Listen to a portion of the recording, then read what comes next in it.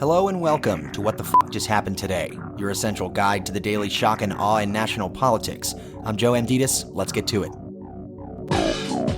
It's Monday, April 22nd, 2024. Welcome to day 1189. On the fifth day of Donald Trump's election interference case involving falsified business records to conceal a hush money payment during the 2016 campaign, the prosecution and defense both delivered their opening statements. The prosecutor framed the case as a planned, long-running conspiracy orchestrated by Trump to corrupt the 2016 presidential election, adding that Trump then covered up that criminal conspiracy by lying in his New York business records over and over and over again.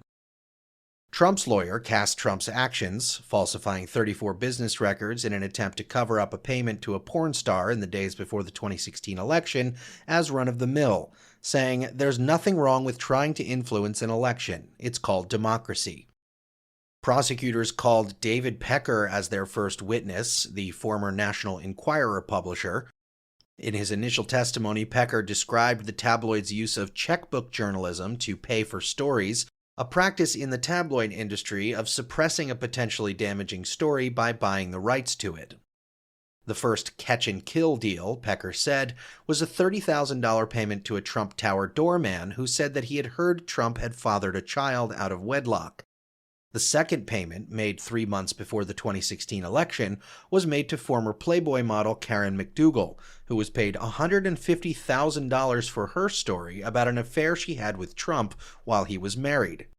And in the final deal, which was made 1 month before the election, Pecker and the Enquirer's editor helped Michael Cohen negotiate a $130,000 hush money payment to Stormy Daniels, the former porn star who also said she had sex with Trump.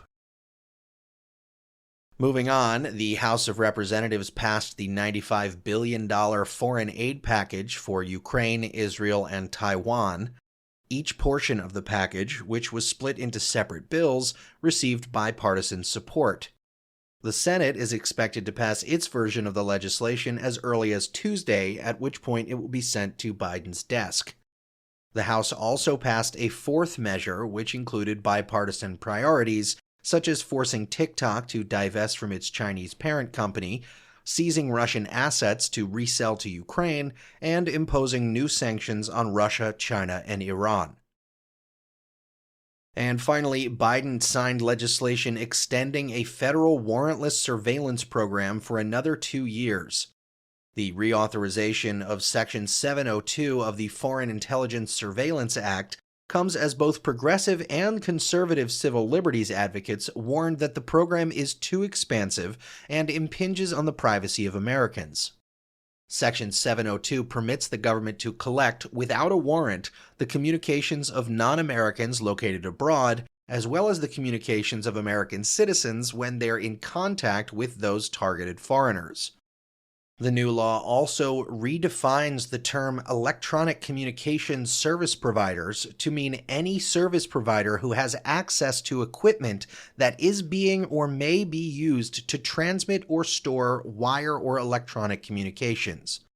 The senior director of the Liberty and National Security Program at the Brennan Center for Justice warned that the provision would allow the government to force almost any business in this country to assist with Section 702 collection by giving the NSA access to its phones, computers, and Wi-Fi routers. The NSA would be on the honor system to extract and remove only foreign targets' communications, adding, "This is a truly Orwellian power that no democracy should allow its government to have."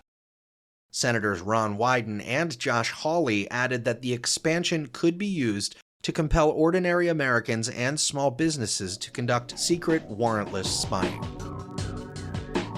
That's all for now. You can find the links and sources for all of these stories on the main website. And as always, visit whatthefjusthappenedtoday.com for the latest news and headlines. Until next time, I'm Joe Amditis.